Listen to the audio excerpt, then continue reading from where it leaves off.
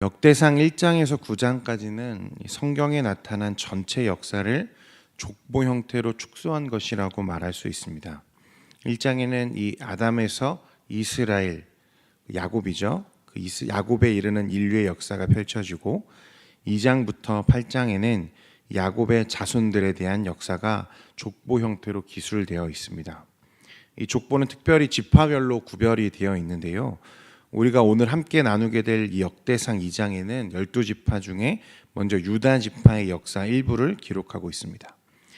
그런데 우리가 눈여겨봐야 하는 이 특이한 점이 있다면요. 우리가 1절, 2절에서도 봤지만 이 야곱의 아들들, 즉 이스라엘 12지파의 순서에 따르지 않고 역대기사가는 가장 먼저 이 유다 지파의 역사를 앞서서 서술하고 있다는 점입니다. 유다 지파의 족보는 다윗의 집을 중심으로 유다의 자손들을 열거하고 있는데요. 이런 구조를 볼 때 역대상 28장 4절 말씀에 보면 다윗이 하나님이 유다 지파를 택하사 머리를 삼으시고 유다의 족속에서 내 부친의 집을 택하시고 내 부친의 아들들 중에서 나를 기뻐하사 온 이스라엘의 왕을 삼으셨느니라 라고 하는 이 말씀을 떠올리게 합니다. 쉽게 말하면 이후 하나님의 구속사의 중심이 되는 이 유다 지파와 다윗의 가문을 중심으로 이 역사를 서술해 나가려는 역대기사가 역대기의 역사를 기록한 이 기록자의 뚜렷한 목적이 이 말씀에 반영되어 있는 결과라는 것입니다. 이 역대기사가는 비록 이 포로로 끌려갔던 이스라엘, 완전히 멸망했던 이스라엘이지만 아직 다윗 언약이 유효하다는 것을 강조하기 위해서 일부러 유다 지파의 역사를 먼저 가장 앞세워서 서술하고 있다는 것입니다. 이 2장에 기록된 유다 지파의 역사 중에요, 눈에 띄는 사건들이 몇 가지 보입니다. 첫 번째는 이 3절, 4절에 기록되어 있는 말씀이죠. 창세기 38장이 기록하고 있는 유다와 다말 사건입니다.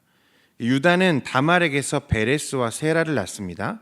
후에 이 베레스가 그리스도의 언약 계보의 이름을 올리게 되는데요. 그 계보가 마태복음 1장에 기록되어 있습니다. 이 다말은 유다의 며느리입니다. 당시 자손을 얻지 못하고 남편이 죽을 경우에 그 대를 형제가 대신 이어주는 이 계대 결혼이라는 풍습이 이스라엘에 있었는데요. 그런데 말씀해 보면 다말의 남편이었던 이 에르, 이제 그 창세기에 보면은 엘이라고 나오죠. 그런데 이 여호와 보시기에 악함으로 여호와께서 그를 죽이셨다 이렇게 기록되어 있습니다. 그래서 그 동생 오난이 형을 대신해서 대를 이어주기 위해 다말에게 들어가는데요. 그런데 그만 그가 형의 대를 이어주기 싫은 이 악한 마음에 바닥에 설정을 한다 이렇게 말씀이 기록합니다. 하나님 보시기에 매우 악한 행동이죠. 그도 하나님이 죽여버리십니다. 이제 마지막 남은 아들 셀라가 형들을 대신해서 다말에게 들어가야 하는데 유다는 아직 그가 어리다는 이유로 다말에게 이 셀라를 주지 않습니다. 사실은 그도 이 형들처럼 죽을까 걱정하는 마음에 유다가 그렇게 한 것이죠. 이 계대 결혼은 하나님의 이 약자들, 특히 대를 잇지 못하고 과부가 된 여인들을 위해서 마련하신 이 언약의 은혜의 장치입니다. 그런데 유다는 다말을 위한, 자신의 며느리를 위한 책임을 다하지 않고 그것을 회피하고 있는 거죠. 그래서 다말이요, 자신의 정체를 숨기고 창녀인 척 위장하고 유다의 침실에 들어가서 유다와 동침을 합니다. 그리고 나서 그 사이에 태어난 것이 이 베레스입니다. 이 베레스는 유다 지파의 대를 이어 후에 그리스도의 족보에 이름을 올리게 되는데요. 하나님은 이렇게 특별하고 비상한 방법들을 통해서 끝까지 하나님의 언약을 점진적으로 이루어 가시는 것을 우리가 말씀을 통해서 보게 되는 것입니다. 그래서 이 말씀을 통해 언약에 신실하신 하나님, 끝까지 자기 언약을 지키시고 이루어 가시는 하나님을 우리가 이 말씀을 통해서 또한 보게 됩니다. 두 번째 눈에 띄는 사람은요, 반대로 유다 지파의 사람이면서 언약의 땅을 기업으로 받지 못한 사람이 한 사람 있습니다. 오늘 말씀에는 아갈이라고 기록되어 있는데요. 여러분들 잘 아시는 것처럼 아이성 전투의 패배의 원흉 아간이 바로 이 아갈입니다. 아간은 하나님께 돌려줘야 하는 전리품 중에 일부를 훔쳤습니다. 그 일로 이스라엘 민족은 가나안 정복에서 유일하게 한 번, 오직 이 옥의 티로 남게 될 이 아이성 전투에서 크게 패배하게 되죠. 그는 탐욕을 절제하지 못했기 때문에 약속된 이 안식의 땅을 얻지 못하고 저주를 받아 그 자리에 죽게 됩니다.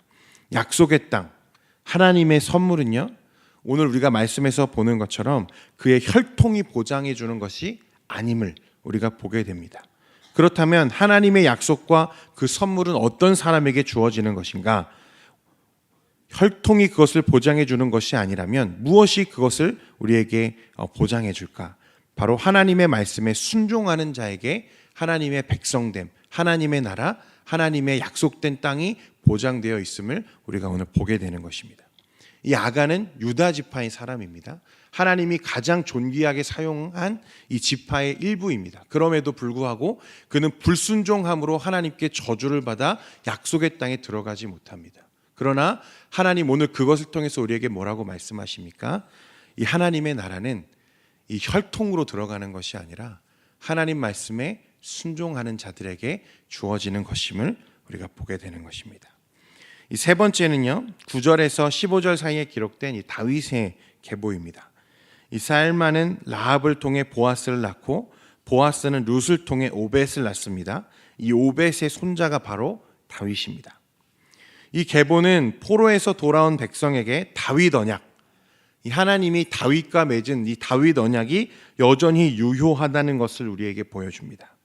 이 족보에 직접 등장하지는 않지만요, 이 라합과 룻은 이방 여인이죠. 이스라엘 민족이 가장 사랑하는 다윗 왕과 그 거룩한 계보에는요, 아이러니하게도 이스라엘 민족이 그토록 혐오하는 이방인들, 그리고 그 중에서 이방 여인이 2명이나 연관되어 있다는 것입니다. 당시로서는 심각한 결격 사유가 아닐 수 없죠. 그러나 룻과 라합은 믿음으로 반응하여 다윗 왕국과 그 너머 완성될 하나님의 나라를 세우는데 가장 중요한 역할을 하게 됩니다. 사랑하는 성도 여러분, 하나님의 나라를 세우는 것은 유력한 사람들, 유명한 사람들, 돈이 많은 사람들이 감당하는 일이 아닙니다. 하나님은 가장 거룩한 이 다윗의 계보를 가장 천대받는 여인들을 통해서, 아니 그들이 아니었다면 절대 다윗의 가문이 서지 못하게 하셨습니다. 그것이 오늘날 우리같이 연약한 자들, 남들이 보기에는 하자가 많고 부족해 보이는 우리들이라 할지라도 이 마지막 시대의 마지막 주자로 먼저 부르신 이유가 이것인지도 모르겠습니다. 그러므로 주 안에 사랑하는 성도 여러분, 오늘도 말씀을 깊이 묵상하면서요, 우리를 부르시고 자녀 삼으시고 증인 삼으신 이 하나님 아버지의 뜻과 계획하심을 따라 순종함으로 능력 있게 이 마지막 시대의 이 사명을 감당하는 저와 여러분 되기를 소원합니다. 이 다윗의 가문, 유다 지파, 하나님이 가장 존귀하게 사용하시고 가장 앞세워서 사용하신 이 유다 지파의 역사를 통해서 오늘 우리가 묵상하게 되는 이 말씀입니다. 오늘도 하나님의 말씀을 함께 묵상하시면서 순종함으로 이 하나님의 뜻에 또 부합하게 오늘 하루도 살아가는 저와 여러분 되기를 소원합니다. 기도하겠습니다.